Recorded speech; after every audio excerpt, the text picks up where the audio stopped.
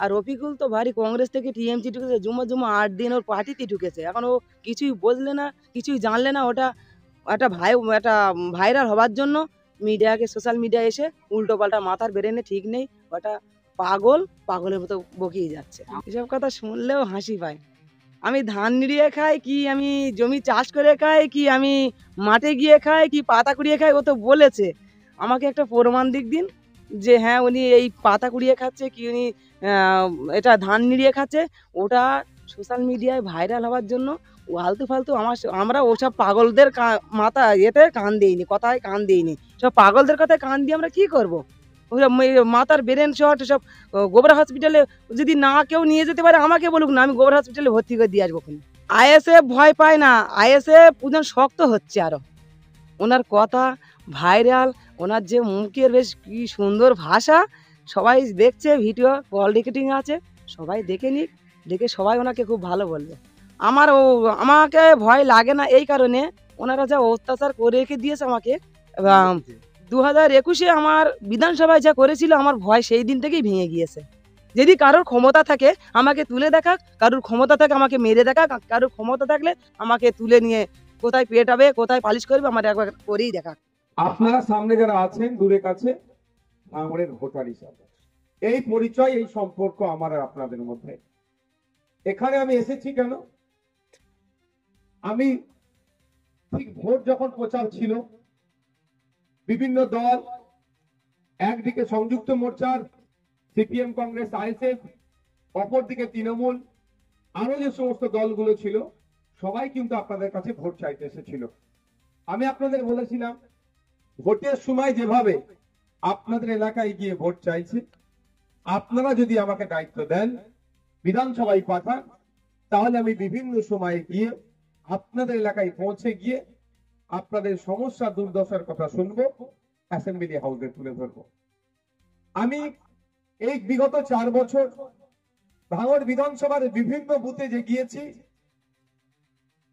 তাদের সমস্যার কথা শুনেছি, আইনসভায় তুলে ধরেছি, বা যেখানে চিঠি চাপাটি করা দরকার সেইগুলো করেছি।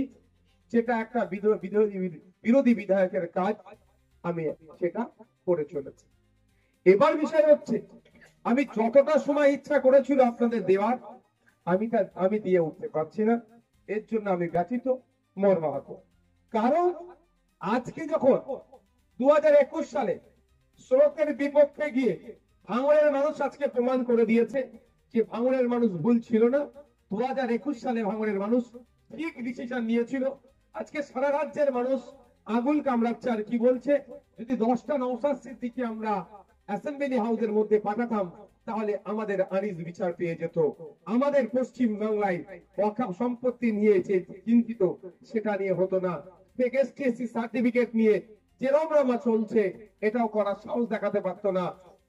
ওবিসি এ আর ওবিসি বি লিস্ট নতুন যেটা তৈরি করেছে, সংখ্যালঘুদেরকে ব্যাপকভাবে বঞ্চিত করছে, এই বঞ্চনার শিকার হতো না। বা যেখানে সেখানে মব লিঞ্চিং হচ্ছে, দুর্গাপুরে গরু নিয়ে যাচ্ছিল, বৈধ কাগজপত্র থাকার পরেও তার উপর আক্রমণ নেমে আসছে, তাদের উপর প্রাণঘাতী হামলা চালিয়েছিল, এটার করারও সাহস দেখাতে পারতো না। বা যারা করেছে সহজেই তারা ছাড় পেত না। এখন সারা রাজ্যের মানুষ সেটা ভাবছে, তাই না বলো? আমি যেখানে যাচ্ছি সেখানে থেকে মানুষ বলছে, বা বিভিন্ন জায়গা থেকে ফোন আসছে, ভাইজান আপনি ভাঙড়ের বিধায়ক নয়, আজকে রাজ্যের বিধায়ক হয়েছে। আপনাদের দোয়া আশীর্বাদ ভোটে আমি নির্বাচিত হয়ে গিয়েছি আইনসভার মধ্যে। এখন শুধুমাত্র আমি ভাঙড়ের বিধায়ক হয়ে থাকছি না, এখন রাজ্যের বিধায়ক আপনারাই আমাকে বানিয়ে দিয়েছে। তাহলে কি হচ্ছে, রাজ্যের যেখানে অন্যায় অনাচার, সেখানেই আমাকে ছুটে যেতে হচ্ছে।